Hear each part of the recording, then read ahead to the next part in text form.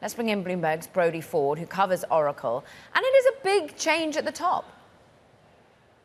It is, right? Safra Catz has been one of the faces of Oracle for about a decade now. And folks familiar with Oracle's cloud business, which has become so important, will know Clay Magouyrk. He has led that unit for a while.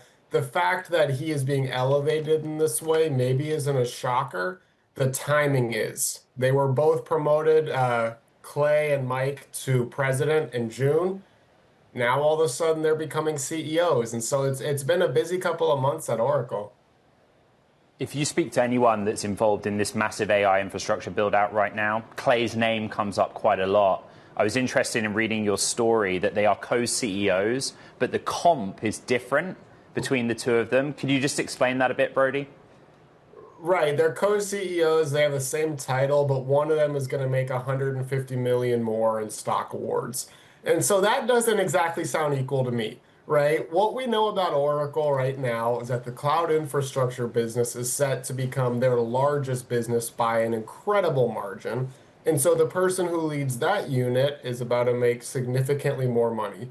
Folks inside the company describe the dynamic to me as Clay is a kind of run through a brick wall to get something done engineering leader, whereas Mike Sicilia is more the adult in the room. In many ways, it mirrors a dynamic that Larry Ellison and Safra Catz have had for years. It's interesting that Clay has got a board level as well, whereas and has for a time, whereas perhaps Mike hasn't, Brody. It's notable that Safra Catz is still going to be there. And you also put the context in your story that she wasn't always totally behind the pivot towards data centers, the pivot towards cloud offering. Absolutely. She was, in the earlier days of cloud, a little skeptical, right? I mean, she came up in the era where they were selling databases on-prem for, margins that are some of the highest you can get on any product. And then comes data center infrastructure where you're making pretty low gross margins and putting up billions at the forefront. She was a little anxious about this. And so as Oracle makes that their main business, it's not a shocker to me that we see a changing of the guard. Brody, real quick, you broke the story Friday that Oracle's netted a deal with Meta, and I think as you put it on air, Larry Ellison can't stop winning.